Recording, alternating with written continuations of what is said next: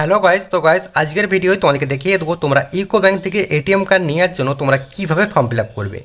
তো দেখতে পাচ্ছ এই ফর্মটা তোমাদেরকে ফিল আপ করে জমা করতে হবে। জমা করলে তোমরা কিন্তু এটিএম কার্ডটা সঙ্গে সঙ্গে ইনস্ট্যান্ট পেয়ে যাবে। তো দেখতে পাচ্ছ এখানে কিন্তু বাংলাও ফিল আপ করতে পারো, তোমরা ইংরেজিতেও ফিল আপ করতে পারো। তো তোমাদেরকে দেখিয়ে দিচ্ছি তোমরা কীভাবে ফিল আপ করবে। তো এদিকে দেখতে পাচ্ছ রয়েছে শাখা পরিচালক, এখানে তোমাদের শাখার নাম লিখবে, অর্থাৎ তোমাদের ব্রাঞ্চের নাম লিখবে। তোমাদের যে ব্রাঞ্চে অ্যাকাউন্টটা আছে সে ব্রাঞ্চের নাম লিখবে, এটা কিন্তু তোমরা বাংলায় লিখবে, ঠিক আছে। এরপর এদিকে তোমরা এটা ইংলিশে লিখবে। এরপর আমরা এখানে তোমাদের নিজেদের নাম লিখবে, মানে অ্যাকাউন্টে যে নামটা আছে সেই নামটাই তোমরা এখানে লিখবে, ঠিক আছে। এটা কিন্তু বাংলায় লিখবে। আর এদিকে তোমরা ইংলিশে লিখবে। এরপর খাতা নাম্বার, তোমাদের অ্যাকাউন্ট নাম্বারটা লিখে দেবে এখানে।